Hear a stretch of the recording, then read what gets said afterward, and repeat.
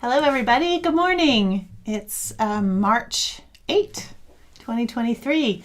Welcome to Change the Shed. I'm happy you're here. Let's do some weaving today. I am coming to you from Colorado and it is not sunny here. It's snowing again, but it always snows here in March and April. Y'all are here from all over the place: New York, Vermont, Washington, Kansas City, San Diego, Vancouver Island, BC, right down the road in Johnstown, Colorado, Ontario. Jean's here from Texas, and Mary from Texas, and Pittsburgh, and Sharon's from North Dakota, and Sally's here from Wisconsin, and y'all are Massachusetts, Hawaii. Hi, Mari from Hawaii. Mary is here from Wisconsin, Indianapolis, Maryland, England. Love to get my UK folks in here. Florida, Vermont, Texas. A lot of you from Texas today. Quentin's here from France. Welcome. Healdsburg, California, a lovely spot. Welcome to Fort Collins, Colorado. This is where my studio is. Eva's here from Spain. Wonderful. Before I forget, I'll be back on March 22nd, I believe, for more weaving in the studio. And if you want to leave a donation for Change the Shed, this is a free program and it does really help.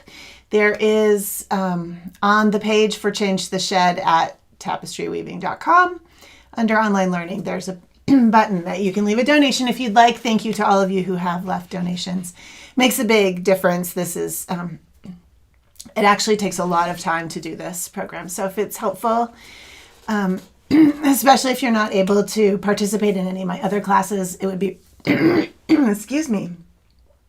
It would be great if you could leave a donation, no matter how small. It always helps.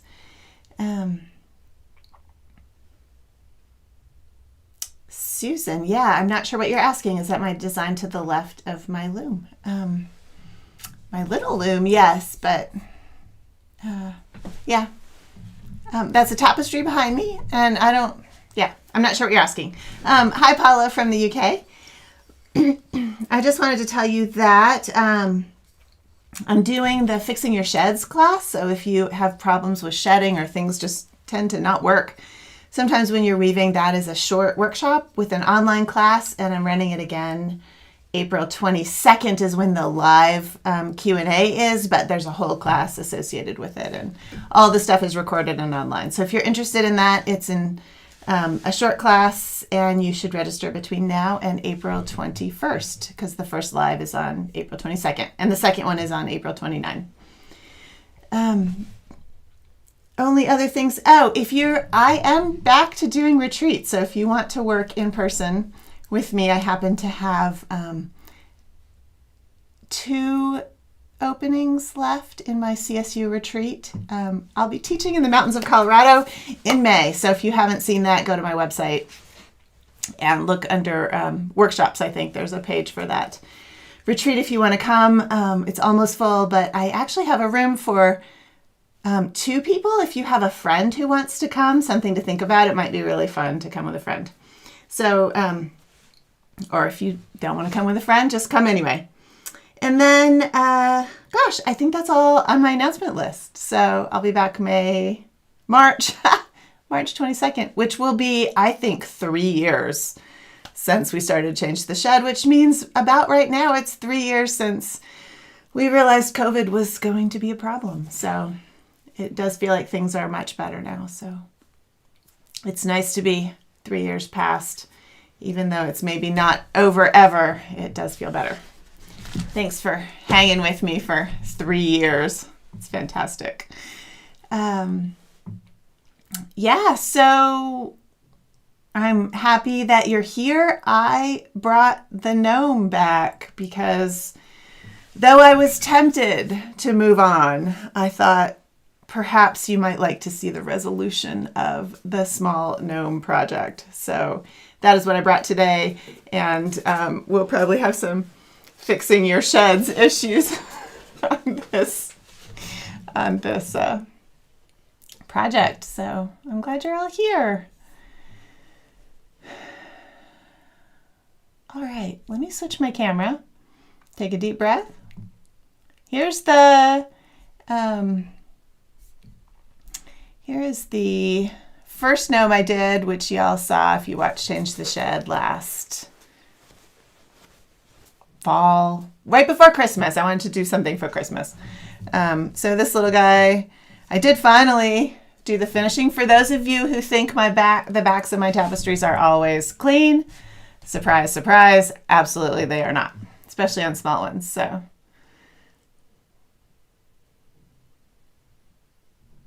Oh, Susan, I'm sorry. Yeah, she's clarifying the picture that's up on the waiting thing. I apologize. It's actually a fair bit of, it's a lot easier to just reuse an old setting on YouTube than to put up a new picture. That is something from a long time ago. I don't even remember what it is now. So I apologize. Maybe today I'll switch the picture to something more current, but that's just something that YouTube pulls from whatever the first time I used that particular setting. And it's just a lot quicker. I'm just trying to be efficient in terms of my time, and it's a lot quicker for me to just use that old picture. So I apologize if that's confusing. The picture that is up on the upcoming thing on YouTube is not what I'm going to be working on that day. So if you want to see what I'm going to be working on, I almost always post it on Instagram, usually the morning before, but you can see what I'm going to be doing if you follow me on Instagram. All right, so here's the little dude. I thought he was so fun, so I wanted to do another lady gnome. I did not take the face out. If you were here 2 weeks ago, you might have seen me worrying about this little face. I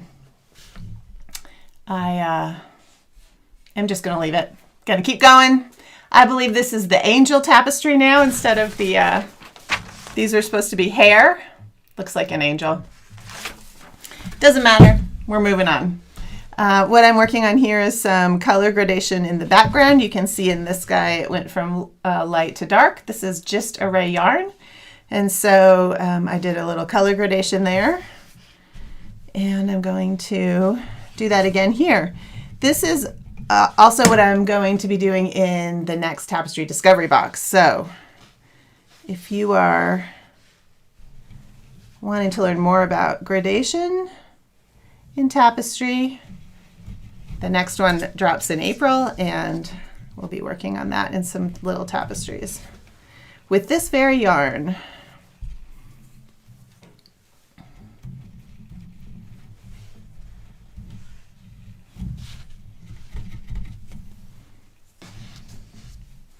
All right.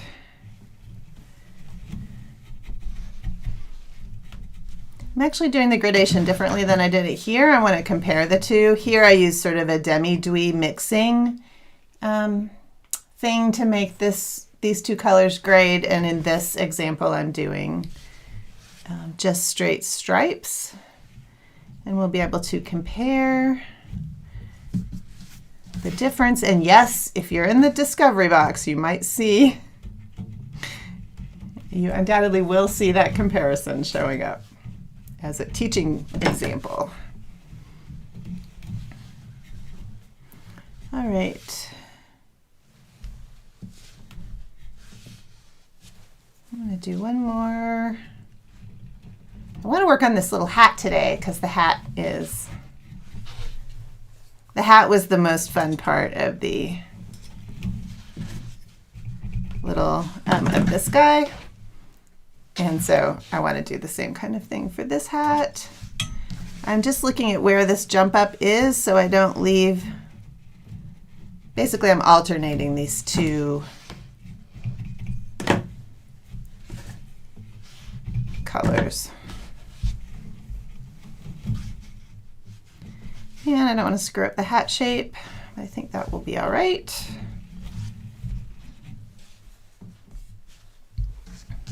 Oh, no worries, Susan. I just was confused what you meant. I didn't realize you were talking about that other picture. And every time I see that, I realize it's probably confusing for people, that they think that the picture that's on the waiting thing is what I'm going to work on, and it isn't.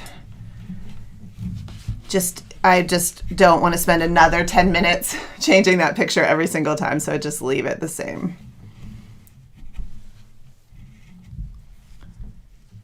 Let's see.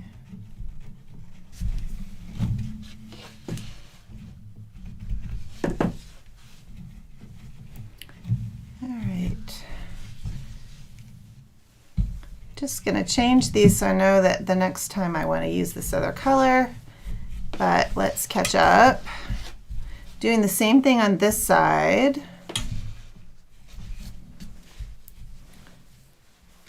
And I did split, so there's a little, like a brim on her little hat.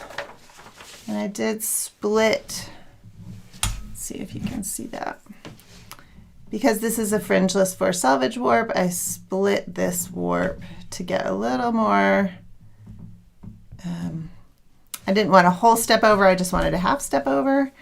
So I have to remember to fill that little warp.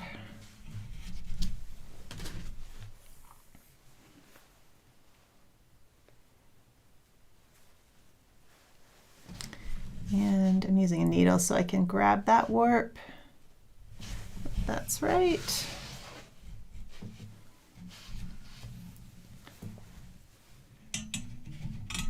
Struggling with the lights in this studio, and I realized you get a shadow from my hand. I don't have any drop lights from the ceiling, so that may be my next project. Need a light directly overhead, and I don't have any way of putting one directly overhead at the moment. I am not a lighting engineer, but I guess you learn to be all the things when you do something like this. All right, let's go back to this is the next darkest color.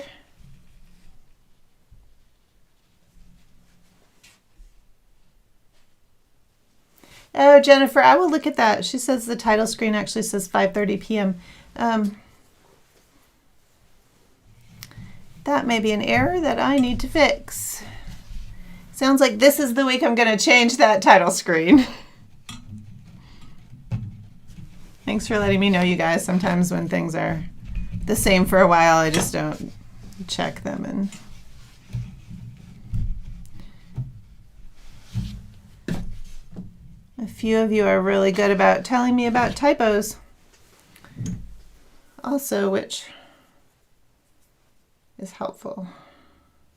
Try to avoid typos, but they happen. So 5:30 p.m. sounds like one of those. It's possible that the screen I was using was at 5:30 p.m., so that would be a problem. All right, so this is, what are we doing here? Let's go here.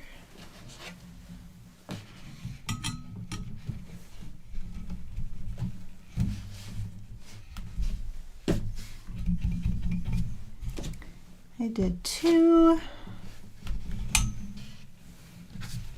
Switch back to this one. Okay, so I can't forget where the hat comes in.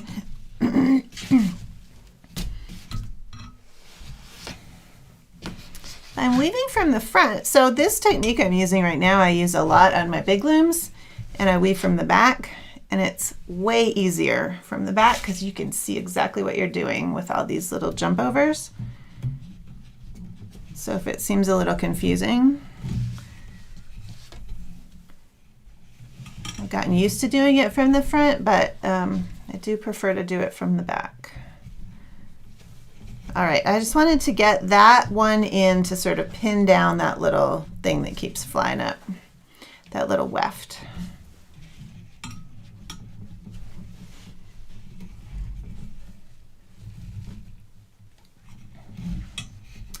Yeah, the blues are, let me show you what these blues are.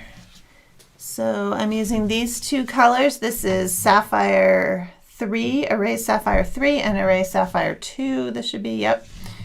and the lighter one is on the bottom, and the darker I'm mixing.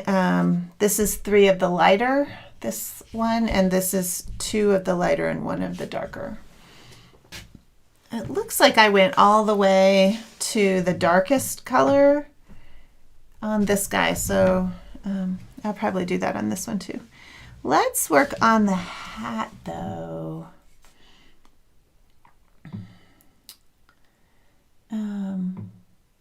Daylight savings, Mari's mentioning daylight savings starts March 12. Oh, I was going to say it starts March 12 here too.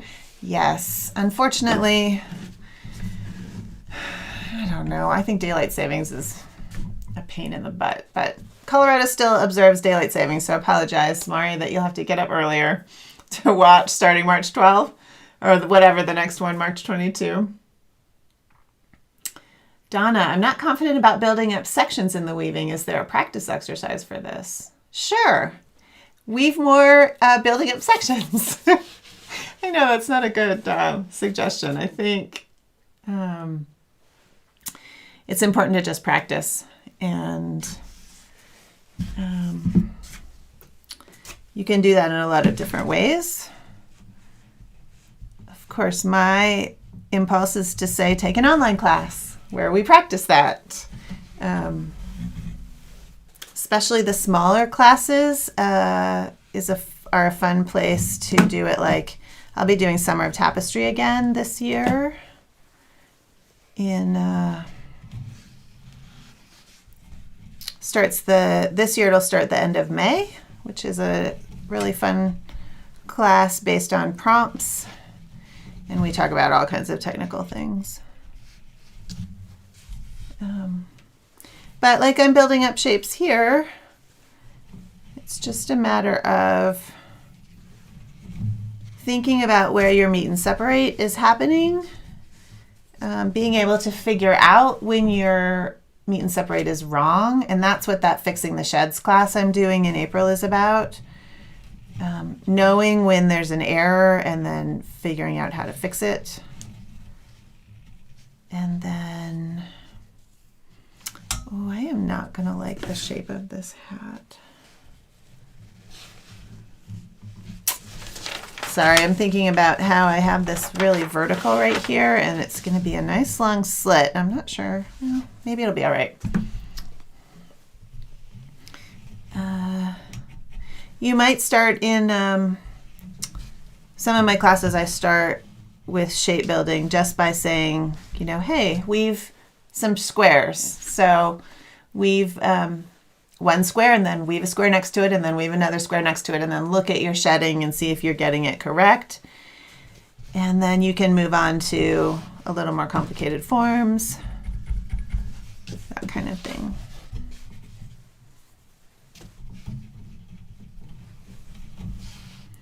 All right, so in my head, I am thinking about how I want to shape this little purple piece, but also how I want the hat to be shaped overall. And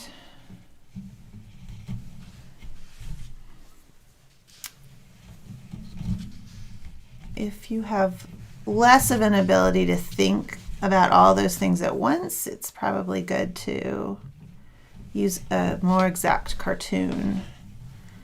I said this before when I was weaving this. This tapestry is a little bit too detailed for this set.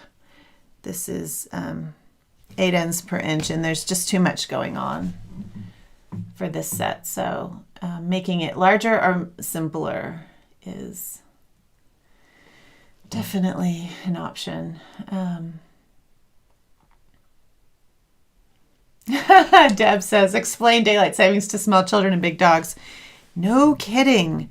When my dog was alive, daylight savings was just sort of a nightmare every year because she was a Labrador and, of course, super food motivated. So daylight savings, suddenly she needed, dinner at 4:30 instead of 5:30. All right. So I've shaped a little bit of that hat.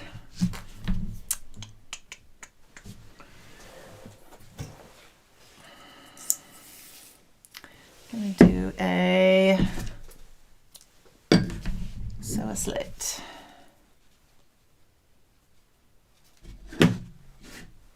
Nan asked if I could have done this purple with all eccentric lines. Some of you probably noticed that I did an eccentric line and then I wove up straight. This is such a small tapestry. I'm afraid if I do the whole hat using just eccentric. So I think what Nan is asking is if I had woven the purple like this, following this curve instead of filling it in. And then if I keep doing that, could I do that? I could do that. But this tiny tapestry, if it were a large tapestry and everything around it were flat, I might risk doing that because it would be a fun way to weave it and it would be simpler. But if I do that on this small tapestry, I'm afraid that the whole hat will just kind of buckle because of the eccentric weaving. Don't know for sure because I didn't try it, but ooh.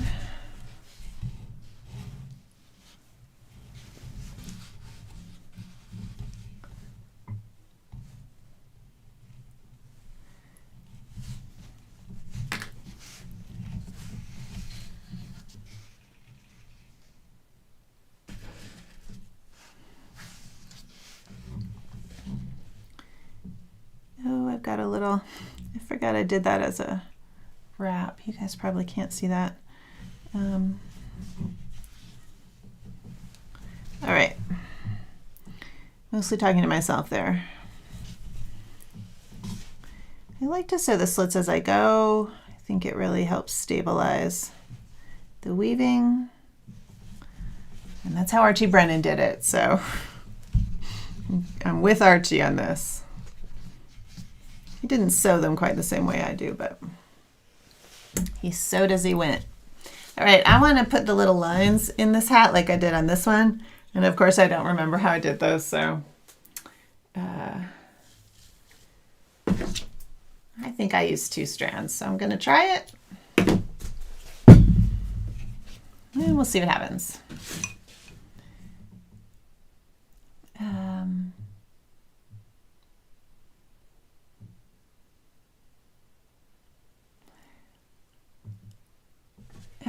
Yes, Rama, that's a great point. Meet and separate is something that this is a very European tradition that I teach of weaving tapestry. And many traditions don't use meet and separate. Navajo, for example, and the Rio Grande Hispanic traditions in New Mexico don't use meet and separate. And what that means is that every time they are moving a shape over, they are putting 2 wefts in the same shed. And for the way I work with the materials I work, etc., that means that you can see lice every time that happens. Why you don't see it in Navajo weaving is because they use very fine wefts for their set. So there's enough room in that thing to put 2 wefts together, and you never see, in most Navajo weaving anyway, the ones that are such finely woven pieces, you never see those lice because of the way they're using the structure and the materials and all of that. Often in Rio Grande weaving, if it's not as fine, you do see. If you go and examine some Rio Grande weavings in New Mexico, you'll notice that often you do see lice. I don't like the lice, but it's part of a tradition, so I'm sure there's other traditions around the world that don't use meet and separate. It's very much part of the European tapestry tradition, though. Okay, and this is the second color. Let's see. I'm wondering about continuing to split this weft because that kind of worked out pretty well. So let's use the benefit of fringeless.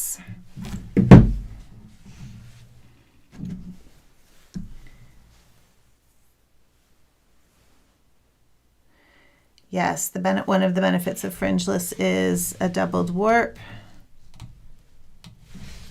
You can split it. So these little hands down here were woven with a split warp. So this is 8 EPI and the hands are 16. On this little guy also, the hands are 16 and the rest of it is 8. If you want to see me weave a whole piece that way, some earlier Change the Shed episodes, especially there were 2 pieces I did that way. One was called Hand Basket, and then one before that was called Hot Flash. So if you want to hear me talk about it for a couple months on Change the Shed, that's where you could find out more. All right. So, I guess I'm sort of starting that the way I started this one. Trying to think about the forms. I don't have a whole lot of room. How do I want to make the hat look like? A cute little slouchy thing. I'm going to split this one.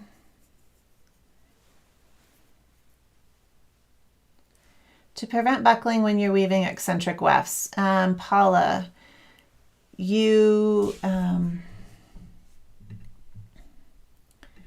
so this is what Paula's asking. To prevent the buckling when you're weaving eccentric wefts, would you plan to use a wider set or a thinner weft? I would plan not to do so much eccentric weaving. I like eccentric outlines, and sometimes I'll use the eccentric stuff for a while, but if you weave a lot of anything eccentrically, it will pull the warp out of alignment. The weft is the boss of the whole system, so the weft always wins. We think that we just tighten our warp tension and it will make everything stay nice and straight. It is not true. Weft tension is the boss. How much weft you put into any area is what's going to win, and it will pull warps out of alignment very quickly. So hang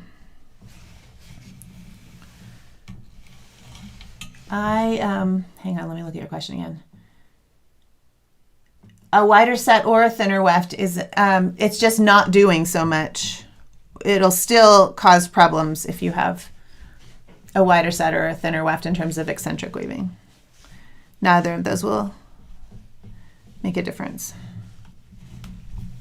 I hope that sort of makes sense. If it doesn't make sense, ask about it in an online class, Paula.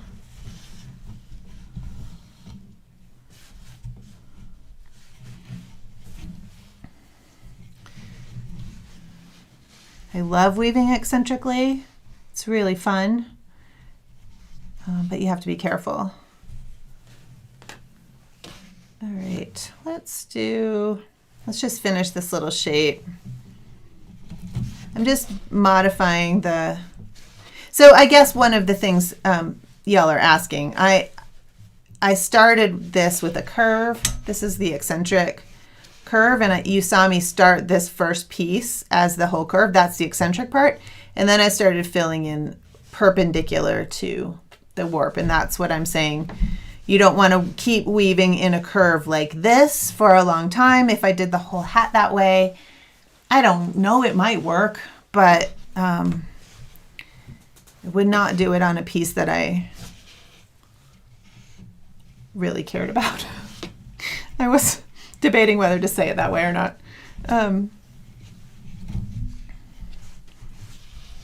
Okay. All right, so there's a little turquoise. I'm going to put that to the back, and I'm going to switch back to the other color. Yes, Paul, exactly like the edges in wedge weaving. So if you weave eccentrically, wedge weaving is all woven eccentrically or eccentrically, where the in wedge weave, if the warp is perpendicular, and wedge weave, everything is woven like this on a diagonal, and so you'll see the edges are scalloped because the wefts are pulling those warps over. Wedge weave is flat if you do the next row in the other way. If you do it the same way, you're balancing, so it pulls the warp one way when you're going one way, and it pulls the warp the other way when you're going the other way. The textile can be flat, but the edges are scalloped. A lot of times, if you're not doing it regularly like that, eccentric weaving, the whole thing will be all buckly, which is fine. There's nothing wrong with that. I'm just saying I don't want that in this piece, so I'm not making that choice. Yes, exactly what Deb just said. I do a lot of eccentric weaving. There has to be an opposite to release the tension if you want it to lay flat. So the there has to be a balance if you want it to be flat. Okay. Hopefully that makes some sense. All right, I feel like I did, see, I don't even remember from 5 minutes ago. Trying to figure out, I think I need to go back to the other color here. It probably doesn't actually matter that much.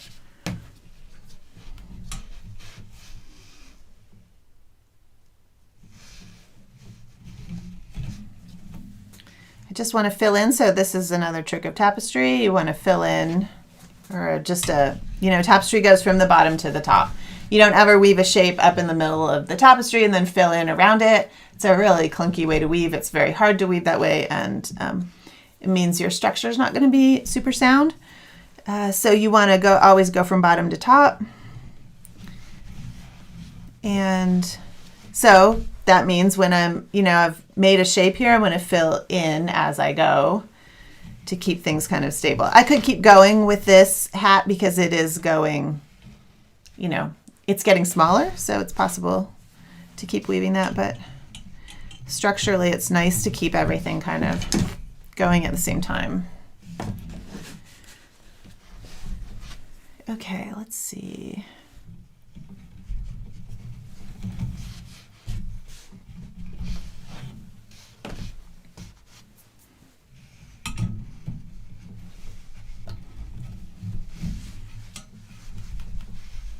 I'm going to do another one of this color, and then I'm going to end that first color in the next sequence.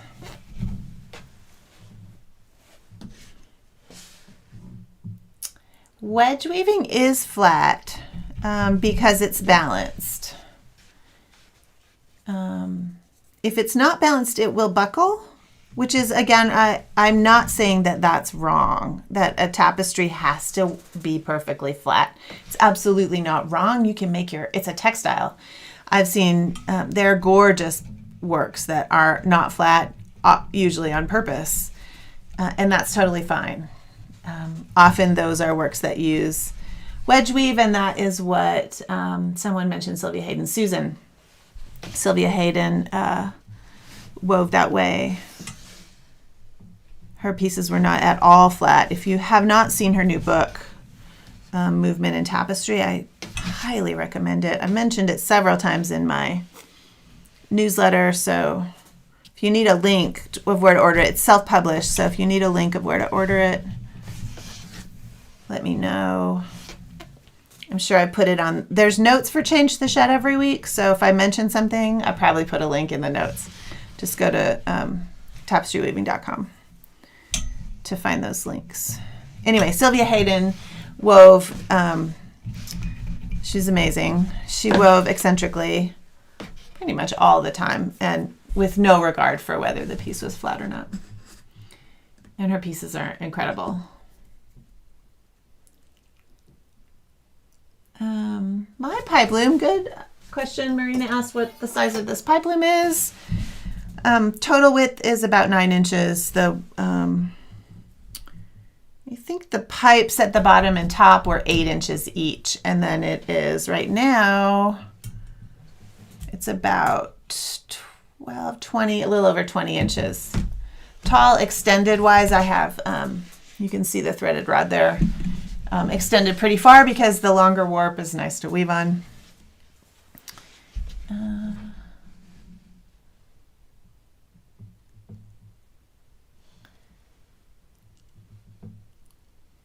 Okay. Yes, watch. Susan mentioned this too. If you have a library that has Canopy, Konpy, it's often free. I mean, Canopy is free, but your library often will provide it, at least in a lot of places in the US. You can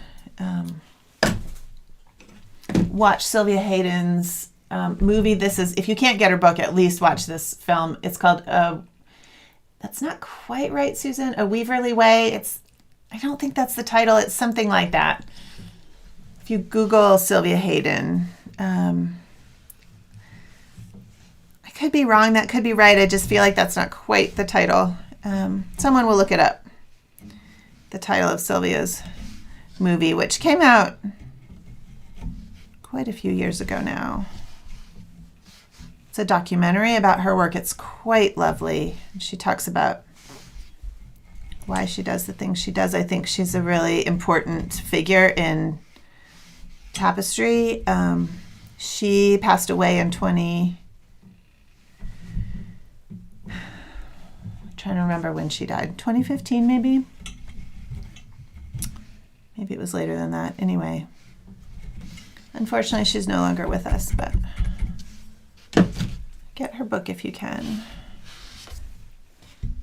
All right, I'm just going to turn this over. You can see what a mess this is here. If I was weaving this from the back, this would be so... Actually, I'll just weave this from the back for a second so you can see it. Here's the other color I wanted. Because this is a pipe loom, I can do this. So let me just use a shed stick here. So there's a little jump over happening as I'm switching colors.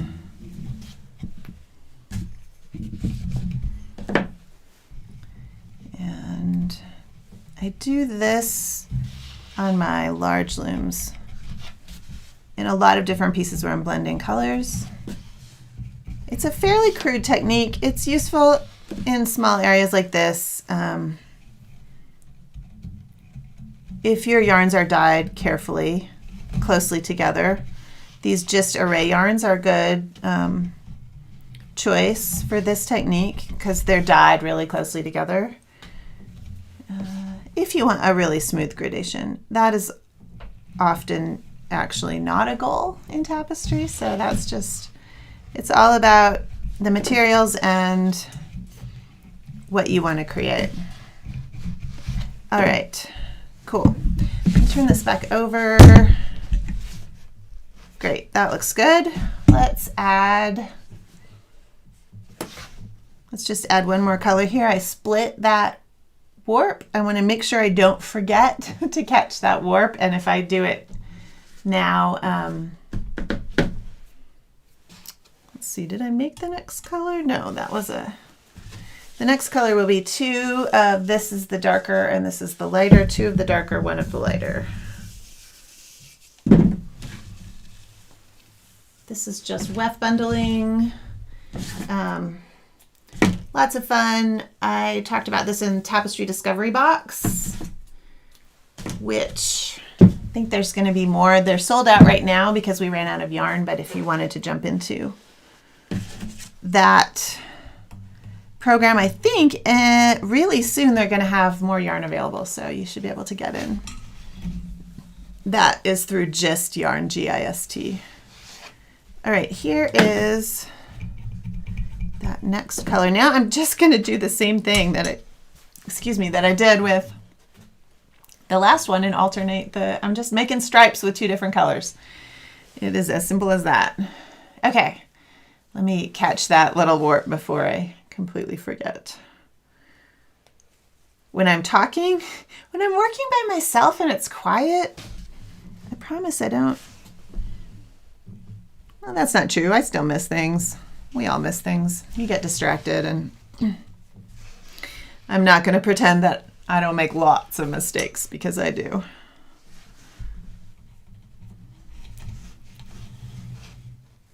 And mistake is a, relative thing. I sewed the slit on that side. I sure would be happier with myself if I sewed the slit on this side, so probably going to run out of time here to do both things, but let's see how fast we can do it. I just use this upholstery thread to sew slits. That is something I learned from my teacher. Conservationists would not like it because this is polyester and it's very, very strong, and so it's great if you're hanging a tapestry sideways from the weft. It keeps your slits from busting open, and they're really strong. However, in 100 years or 200 years or 300 years or whatever, it's this polyester thread that's going to survive over the cotton and the wool. So you don't ever want really, conservationists don't want to see a material in a tapestry that's a lot stronger than all the other materials. Interesting things if you're interested in fiber conservation. Find some lectures or whatever. The Denver Art Museum used to have a program where you could go and listen to the conservationists, and there was a period they were getting ready for a tapestry show, and we could go and watch them work on the tapestries and talk about, why they were doing what they were doing. And God, it was so fascinating. And then they did this huge renovation of the museum, and now their new curator is a fashion person, and so that's still probably interesting for some people, but it's not. The tapestry conservation really was a very cool thing. I'm sure some of the principles are the same in conservation of fashion, but I'm not as interested in fashion as I am in tapestry or other forms of visual art. I'm going to get myself in trouble with that. Not saying that fashion isn't art. A Weaver's Path. Thank you, Marla. It just felt like A Weaverly Way was not quite right. A Weaver's Path is the name of Sylvia Hayden's movie. Highly recommend it. You can now find it somewhere to watch for free. So look that up. It's just really inspiring. Okay. Sylvia is... There is one picture of one of her pieces in my book, and let's see, I'm going to put this thread to the back. Sorry about this is where I do need a crochet hook. Jessica would tell me, get a crochet hook. Okay. That, I didn't tie a knot at the end of that slit sewing because I want to be able to tighten it later when I'm doing the finishing. All right. Vimeo. Oh, thanks, Nan. Can you pop that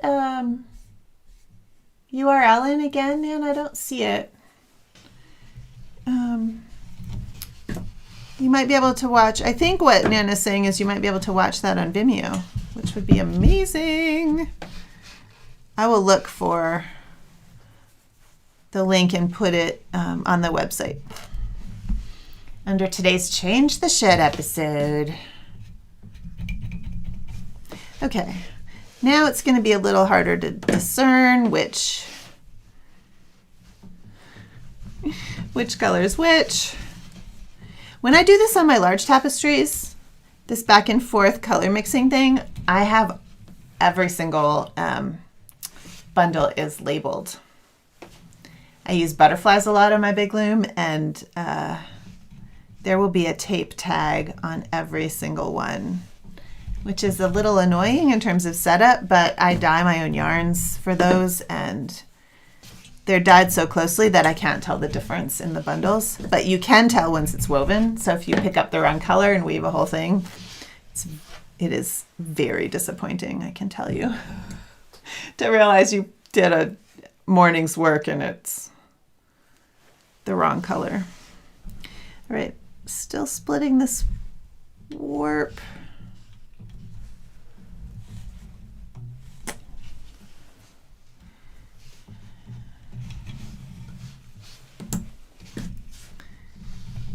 I think I'm gonna like that. Hopefully. So there we have a value thing again. We talked about this last time. This is the last thing I'm gonna say. Had a value issue in the hair versus the dress. The values were too similar. I'm gonna have the same issue in that the value of the hat is the same as the blue in the background. So it is not gonna stand out, and I'm not gonna think it's as cute as this hat where the yellow is a much smaller value. So actually this is a moment that I could make a color correction. I could keep the light, This is a lighter eggplant, and I could change this turquoise color to something that is much lighter, and I don't know what that will be, but here's, you know, one of these might be good, or I might find a different hue. Oh, it looks like I have another couple over here. Here's a couple other lighter options. You can see how that will stand out a lot more maybe against the blue. I think I will be changing that, so stay tuned. All right. Yes, Elaine, I will show you the larger loom. My goal for this year, and it is already March, have not got there yet, was to get another piece on the Harrisville rug loom to show you all, because it's really fun to do change the shed on the big loom. So that is still my goal. Actually have, I think you can see right there, I've got my shacked Aras. That's actually a small warp on there, but I would like to use, I have an idea for that loom as well. So one of those looms will be coming up.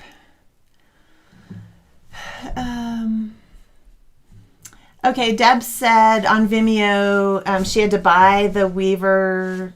Oh, see, the Weaverly Path, a Weaverly Path. Sylvia Hayden's movie. She said she had to buy it. I think that you mean on Vimeo though. It was $9. It's well worth $9 if you don't have Canopy through your library, and you can find that movie for $9. It's way worth it. Yes, her book is available directly through her son, Sylvia Hayden. I will put the link in the right here under Change the Shed. And it's $60. It is packed full of amazing things about Tapestry. I really recommend it. Yes, I always said the slits on the loom. Yeah, I think I would say probably 100% of the time I like how it keeps the fabric really, it's easier to sew, and it keeps everything all lined up and from crazy things happening.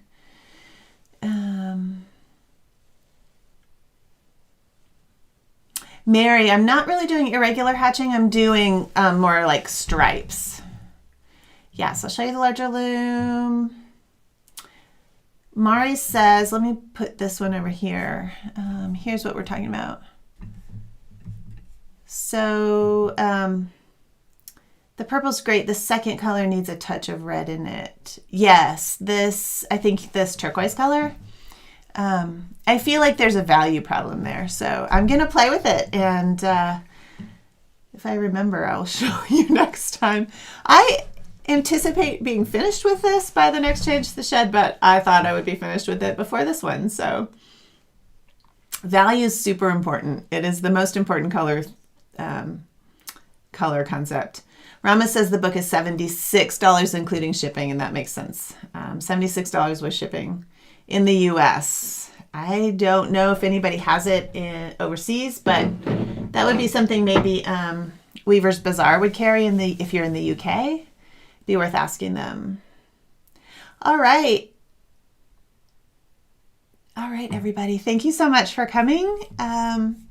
This has been a fun little morning weaving session. I hope that you are all weaving. It's the most important point that you, I love that you come and hang out with me and ask questions. And I hopefully some of the struggles you watch me try to fix helps you with your own tapestry weaving. More importantly, just have fun doing the weaving. Whatever the outcome is, maybe doesn't matter quite as much for most of us. So, okay. Yeah, Nan says the link is free on Vimeo, so I will investigate and put a link for you all.